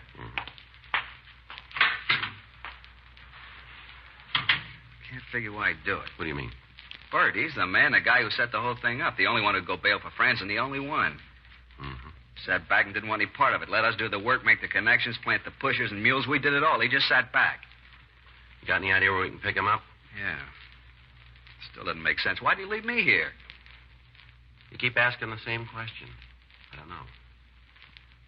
Lousy deal. Leave me to stand for it by myself. A real chintzy. Sure is. Big Bert. Sitting in his house while we do the work. Taking the biggest cut. Everything's the best with him. Best house. Best car. Best clothes. All his suits tailor-made.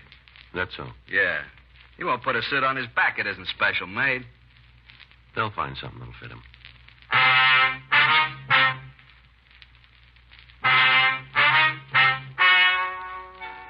The story you have just heard is true. The names were changed to protect the innocent. On June 14th, trial was held in Department 97, Superior Court of the State of California, in and for the County of Los Angeles.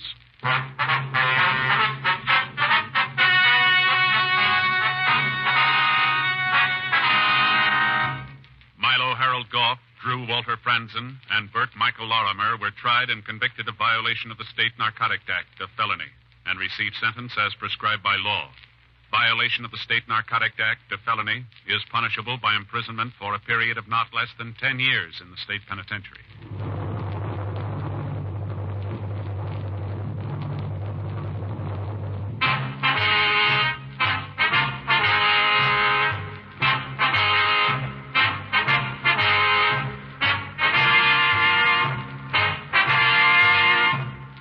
You have just heard Dragnet, the authentic story of your police force in action, and starring Jack Webb, a presentation of the United States Armed Forces Radio Service.